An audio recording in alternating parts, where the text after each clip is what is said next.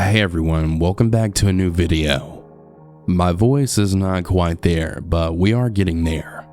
I hope you enjoy this video, and I'm going to do my best to try and start recording tomorrow. So I guess we'll see. As always, if you have a story of your own that you might want to share, be sure to send it at southerncannibal.com. And without further ado, let's get into the stories. And remember to always stay hungry.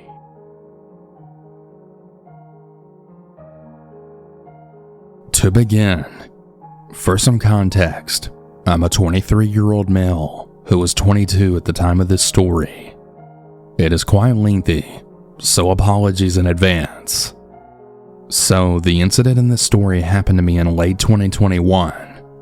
I want to place it in early December, but it could have easily been late November.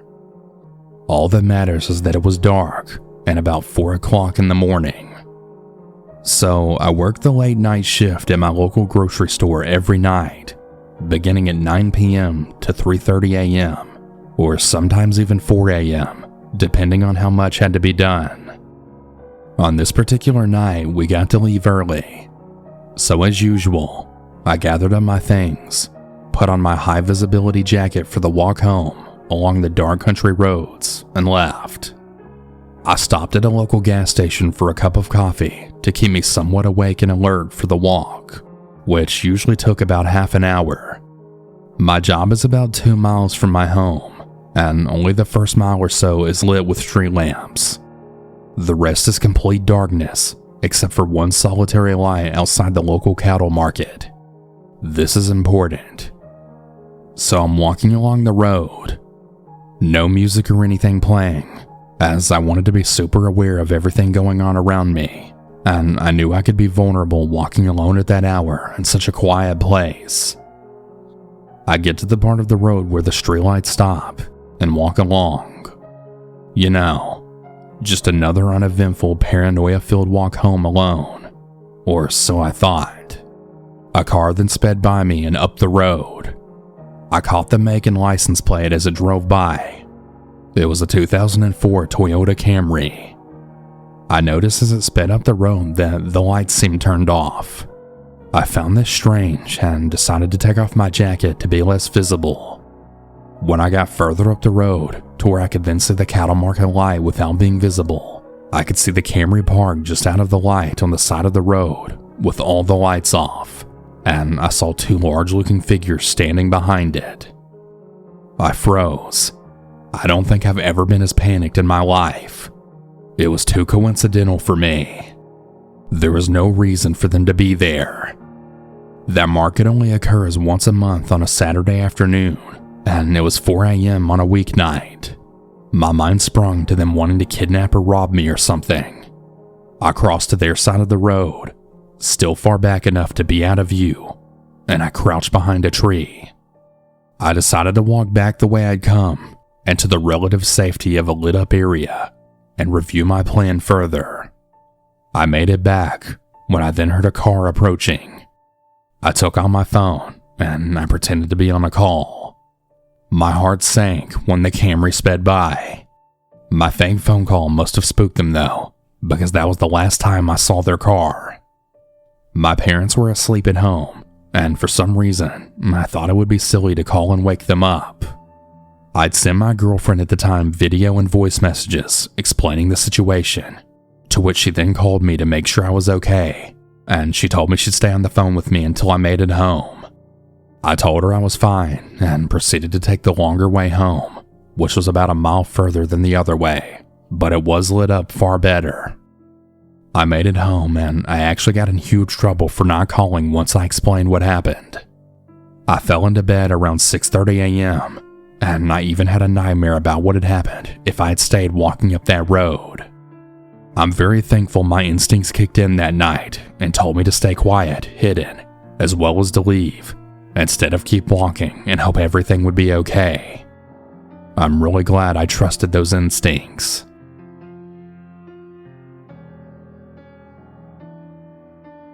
So this happened when I was 10 years old. For some context, I was a female, and I was living in a really small town with around 100 people only. And it was 2005. I lived on a small farm out in the country, and a half a mile away was a playground. Now, this was an old unkempt playground, so I guess I shouldn't have been there at all. It was midday, and I was on the swing just having fun all by myself. Suddenly I saw two guys walking towards me. I knew they were around 18 years old, and they really had a reputation for being troublemakers.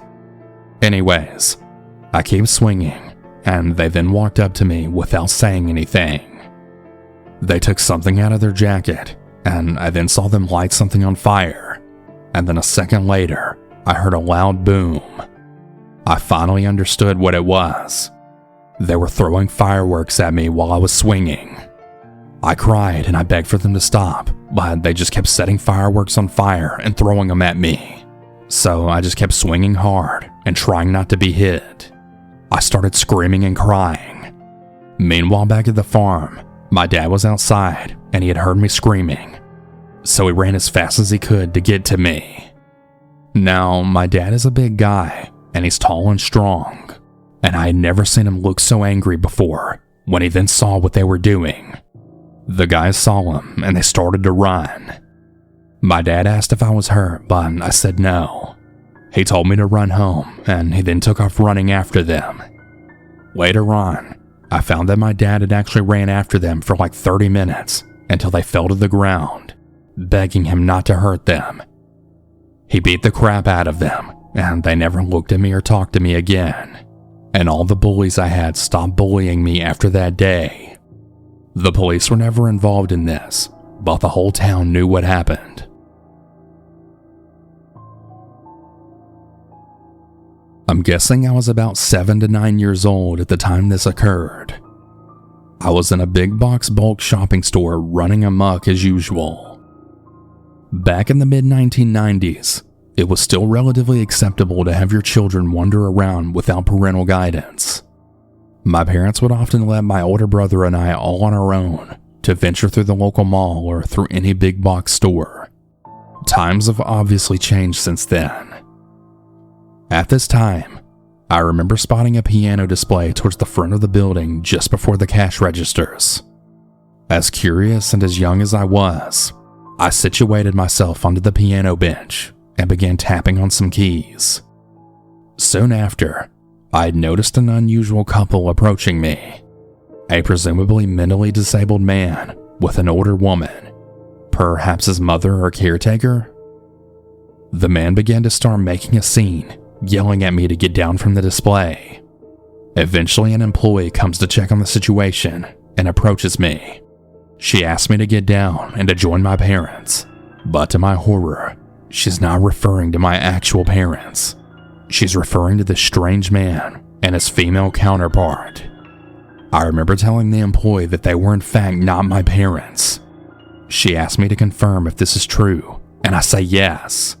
But before she can continue her banter with me, I then sprint off and I eventually find my actual parents a few aisles past this spot where all of these events transpired.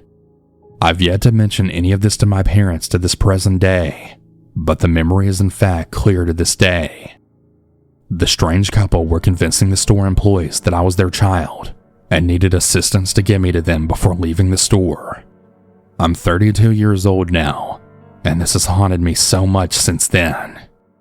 For whatever reason, it has stuck out to me as a fork in the road that I could have easily taken the wrong route. To think if I had complied with their demands at my young age, where would I even be today? Or even worse, if I'd even be around today.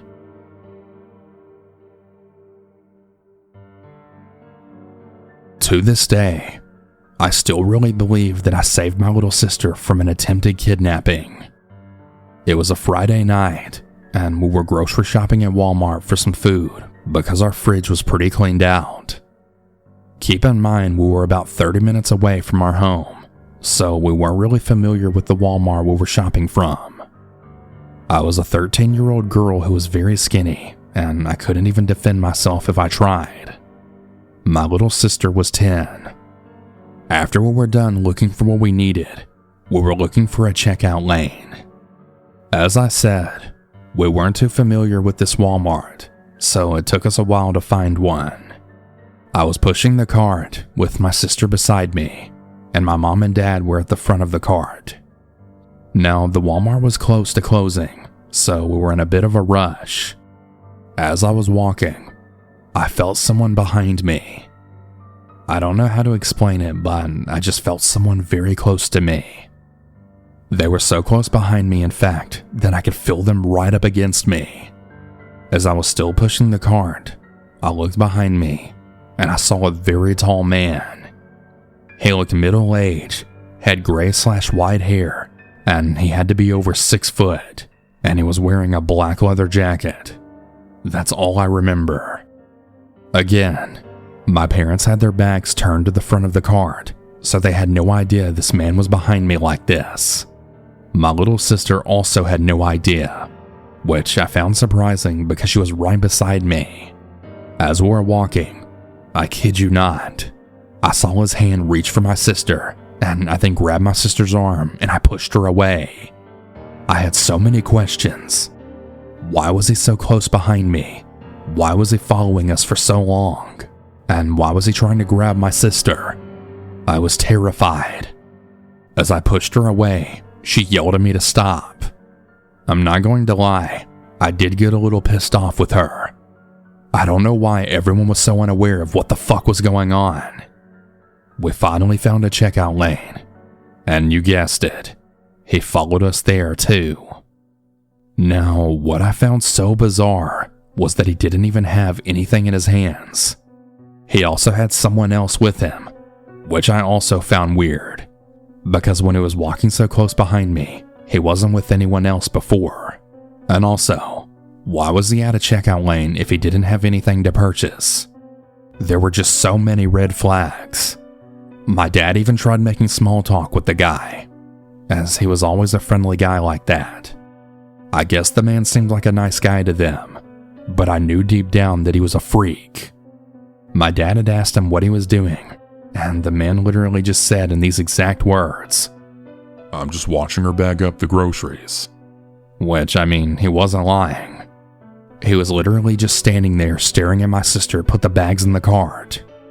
After we were done and heading our way into our car, I told my parents what happened and how he tried grabbing my sister. Well, they didn't believe me, and they even yelled at me to shut up and stop making things up. What pissed me off the most about this situation wasn't just the creepy guy, but just how oblivious and unaware everyone was. This just goes to show to always be aware of your surroundings and to always keep an eye on your kids when in public. It still sickens me what could have happened if I wasn't there to push my sister out of the way.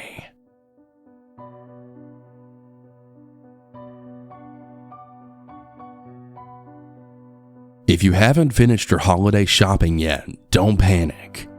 We've got a secret source for incredible original gifts, and that's Uncommon Goods. UncommonGoods.com has the absolute best gifts for everyone in your life. We're talking moms, dads, teens, in-laws, besties, your one and only. And it's not stuff you can find just anywhere. Uncommon Goods has unique and creative gifts, often handmade by independent artists and makers. So skip the gifts that scream last minute and find something truly original at UncommonGoods.com. One of my favorite things personally are coffee mugs, and as you can see, they have so many different ones to choose from. Uncommon Goods looks for products that are high quality, unique, and often handmade or made in the US. They have the most meaningful, out-of-the-ordinary gifts anywhere. To get 15% off your next gift, go to uncommongoods.com/cannibal. That's uncommongoods.com/cannibal for 15% off. Don't miss out on this limited time offer. Uncommon Goods. We're out of the ordinary.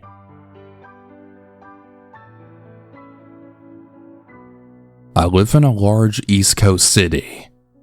On August 31st of this year, as I was returning back to my condo complex, I saw two large men sitting on the steps of the front porch, with a young girl stuck in between them. Not recognizing them, I asked if they were residents. I thought they were visitors, perhaps. They copped an attitude with me, getting really hostile and belligerent. I was pretty sure this meant they were trespassing. It was clear to me that they had no business on our property, period. I snapped a cell phone photo of them, and the girl immediately covered her face. When I called the cops, they then got up and threatened me. While I was on the phone with the dispatcher, a car had pulled up and the occupants glared at me, saying that I was way out of line here, and they then warned me to mind my business. As the police were about to be summoned, the little girl left, walking across the street and then telling me thank you, and meanwhile the car took off. The two big guys also left, but they went in a completely opposite direction from the girl. So I then told the dispatcher that everyone was gone now. The girl appeared to be from 10 to 12 years old, possibly 13 at most. It was quite obvious that she was not with those men by choice. After I had time to think this whole thing through, it had really dawned on me on what actually had happened. I later found out that the adults were drug users.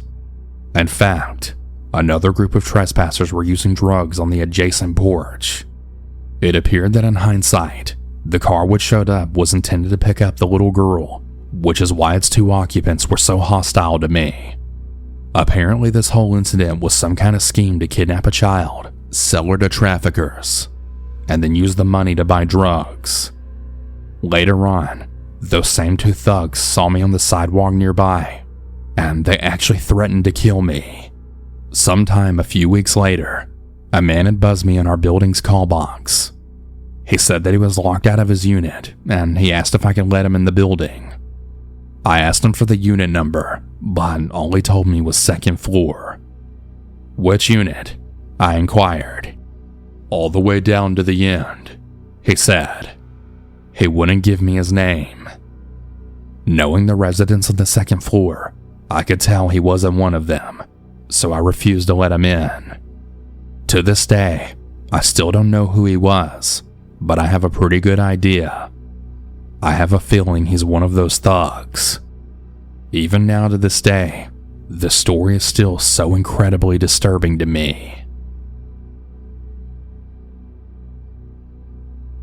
My name is Claire. The story involved me, my sister Chloe, and my friend Michaela. This happened on a summer day in mid-August. It wasn't the warmest day, but we didn't let that stop us from going on another adventure. Chloe was able to drive since she was 18, and Michaela and I both were around 15 at this time. Before I get into the story, let me give you some background information. We live in a town where there's really nothing to do, and all of the cool places are surrounded by druggies or drunks who live in tents around there. So if we ever wanted to go exploring or find cool places, we had to go out of town, or even to a different place around us. I hope that's enough background information for the story that I'm about to tell. As I said in the beginning, this day wasn't the warmest, so I was wearing an oversized black hoodie with a gray pair of sweatpants and rocking socks with sandals. Chloe and Michaela were wearing similar things to me, since we were in the car for most of the story. This will come into play a little later, and you'll see why. We go on a drive, and we had headed out of town, jamming out to different songs along the ride. After about an hour of driving, we had reached the train tracks that are behind thick trees and bushes. We went exploring and walking along the train tracks, just kind of exploring and looking at different things. About 45 minutes later, we decided to make our way back to the creek. We hop in the car and we then hit the road for another 5-minute ride. After we arrive, there are 2 cars in the parking lot. One lime green pickup truck that blinds you when it reflects off the sun, and an old truck that could fall into pieces with just a knock to the door. So we parked further away from the other 2 parked cars, and then jumped out of the car and made our way towards the creek. I'd also like to add that this creek is not super popular, and only a few people know about it. Many people drive over it, since it's under a bridge. As we followed to the path under the bridge, we had passed a couple that was sitting on the rocks, soaking in the sunlight before it began to set. We walked past them, and we then made our way to this little patch of dirt that was surrounded by rocks and little patches of grass. We sat on the rocks, laughing about all of our other adventures we've been on. And after about 30 minutes of just soaking in the sun, with the slight cold breeze, our stomachs began to growl. So we hop off the rocks and we walk up to a little hill that leads into the main road to cross to get back to our parked car. We check both ways before we then make a run across the road. Even though there's not a car in sight, other than the other 2 parked cars we saw earlier. Anyways, we bolt across the road and we run down the hill, except Michaela's taking her time as she goes down the hill because it was really steep and it had that crumbly dirt to it. Chloe and I continue to run as a joke to get to the car before Michaela. It's like when you would want to get to the front seat before your siblings do. A stupid thing we all did. Eventually we reach the car screaming as we run away from Michaela. We eventually reach the car and we all jump back into our seats. Before I go any further in the story, let me explain where we were all sitting. Chloe was in the driver's seat. I'm in the passenger front seat, and Michaela's sitting in the back behind the passenger seat. The car is facing thick trees and bushes, with a little bit of dirt piled up in front of it. After all that running and screaming, we were all kind of sweating and trying to regain our breaths. Chloe's on her phone with the car off, and Michaela and I are just rolling down the windows to try and get some of that cold breeze back. Michaela's now sitting on her phone, and I'm looking out my window. And that's when I began to realize that there's a dark black jacked up truck parked behind us. The other cars that were parked before us were gone now, assuming they left a few minutes after we arrived, probably from our obnoxious laughs that had echoed throughout the creek. After I noticed the truck, I didn't really think much of it, thinking that someone else wants to enjoy the little bit of sun before it went to rest. But as I'm mid-turning my head to reach for my phone, I heard a male voice speak from the truck. "Hey."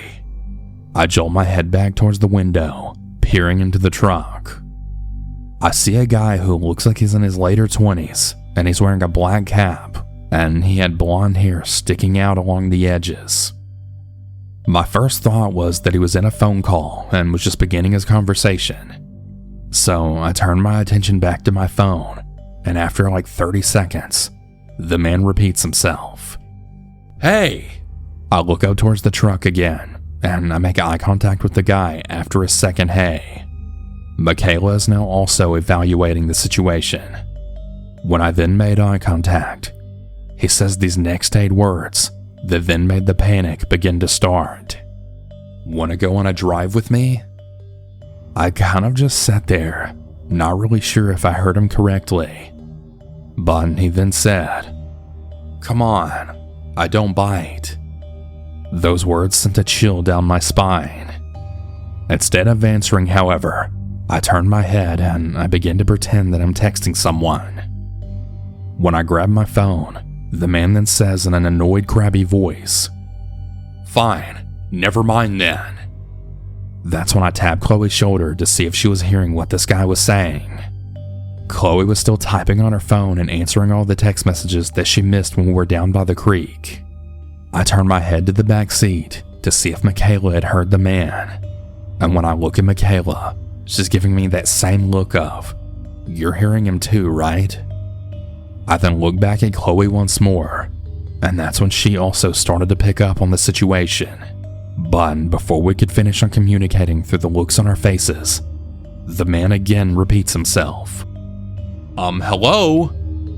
That's when Chloe leans over a bit and then says, "Oh, hi, sorry, we thought you were on a phone call," in a nervous laughing kind of voice. The man responds back in a rude attitude, saying, No, I'm talking to y'all." After the short conversation, Chloe starts the car and we're getting ready to leave. As we pull out of the parking lot, I can feel this man's eyes fixated on me. We pull out of the parking lot and we make a left turn to make our way back to town. As she's driving, Michaela and I are just keeping our eyes on the black truck, just in case he followed us. 10 minutes had passed at this point, and we're all just discussing the intentions of what this guy wanted. And we eventually just kind of moved off the topic and just tried to forget the situation had even occurred. And although we really wanted to forget the situation, I still kept my eye on the rearview mirror just in case. And to our unfortunate luck, I then see two headlights gaining up to us at a rapid speed. I wanted to ignore it, and I was really just hoping that it was just some other person driving way over the speed limit since we were out of town. But Chloe and Michaela had also realized this guy was gaining up to us at a really unsafe speed. So having no other option, Chloe steps on the gas and starts to look for a way for us to lose this guy.